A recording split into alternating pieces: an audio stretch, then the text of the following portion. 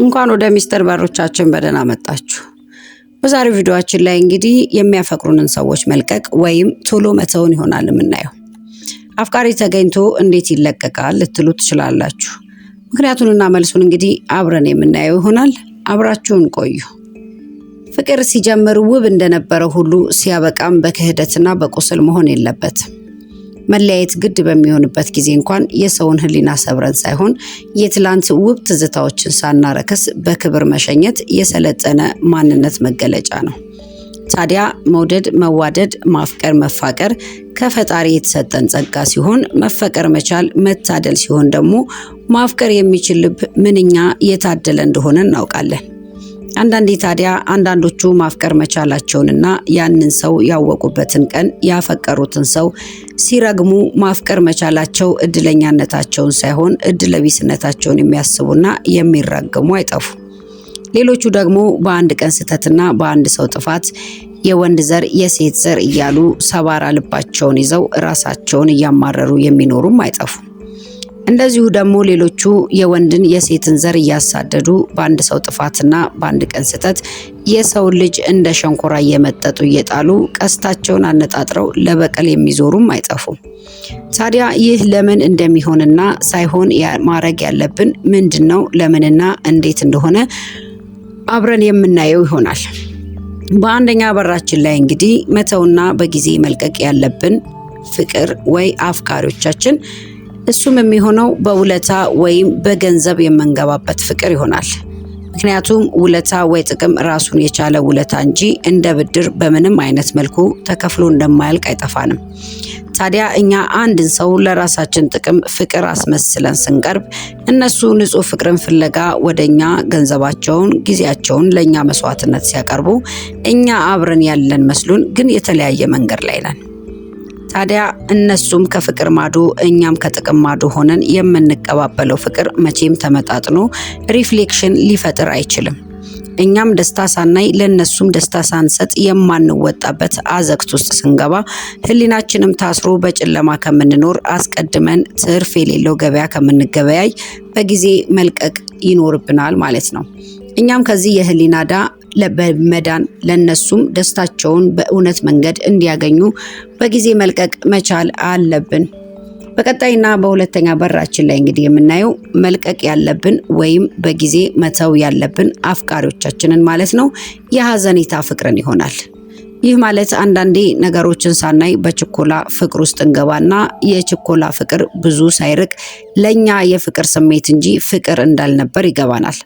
ታዲያ እኛ ቸኩለን ቶሎ ወደ ፍቅር እንዲሰምጡ ያደረግንበት ዘዴ ራሳቸውንና ሕይወታቸውን ሰውተው አብረውን እንዳሉ ስናቅ የኛ ጥድፊያና ሮጠው ወደ ሕይወታችን እንዲገቡ ያደረግናቸው ዘዴ ብንተዋቸው ለጉዳት እንደሚዳርጋቸው ስናቅ መለየትን ፈርተን አዝነን አብረን ጊዜያችንን እንጋራለን።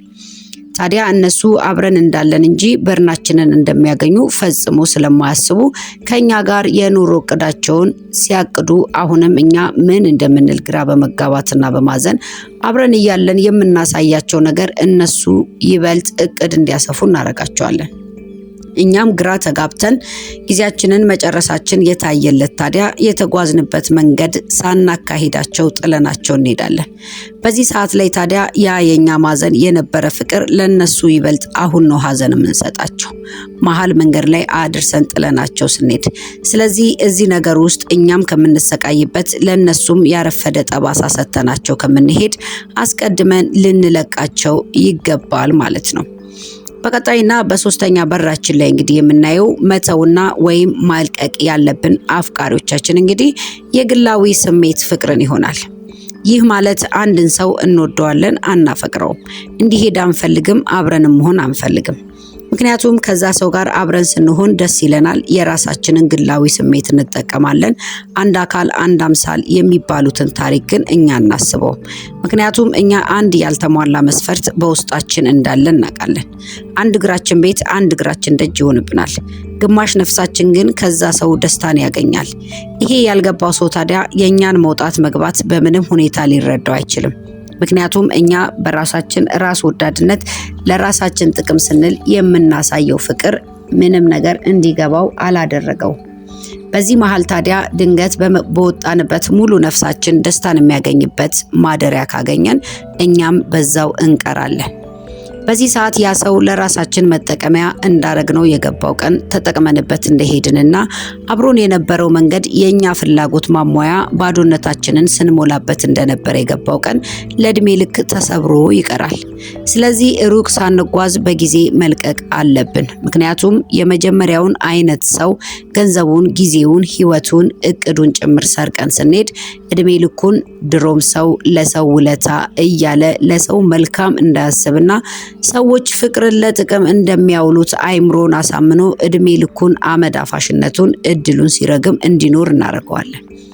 በሁለተኛ በር ላይ ያለውን አይነት ሰው ሰዎች ቢያዝኑለት ምን ቢያደርጉለት እንዳይገባው ልቡን ሰብረን ያለ ጠጋኝ ባዶ ቤት ራሱን እንዲጠላ አርገነው እንሄዳለን። ሶስተኛ ላይ ያለውን ሰው አይነት ያረግነውን ታዲያ እሱም በተራው ሰዎችን ለራሱ ጥቅም ለግላዊ ደስታው ቀስቱን አነጣጥሮ በቀልን ሲያሳድድ እንዲኖር እናደርገዋለን። ታዲያ እኛ እግራችን መሄዱን እንጂ ህሊናችንም ይሁን ነፍሳችን በዚህ መሃል እንባና እርግማን ውስጥ ሰላምን አግኝተን ታዲያ መቼም አንኖርም። በረገጥንበት ሁሉ ያ የእንባ ግፍ ከእግራችን ስር መቼምም አይጠፋም። ምናልባት የዚህ ዘር ሰለባም የሆነ በእጅ አዙር ወደኛ ሊመጣ ይችላል። ያኔ በተራችን የደረሰብለት አንመለስ የተሻገርንበትን ድልድይ ሰብረነዋል። አንቀመጥ ህሊናችን እረፍት አጥቷል። ምክንያቱም እያንዳንዱ ሰው የዘራውን ያጭዳል። እሾክ ቢሆን በቅሎ ይከተለናል። ሳር ቢሆን ደግሞ እግራችን ለስልሶ ለዓይናችን ለእግራችን ተመችቶ ተረግጠን እናልፈዋለን ማለት ነው። ስለዚህ አስቀድመን መሃል መንገድ ላይ ከመጣል በተረዳነው ሰዓት ይህን ስሜት ያለንበትን ነገር አስቀድመን ልንለቃቸው ይገባል ማለት ነው።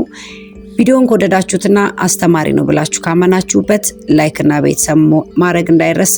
በቀጣይ ቪዲዮአችን እስከምንገናኝ ከወዲሁ መልካሙን ሁሉ ተመኘውላችሁ። ቸር ያቆየን።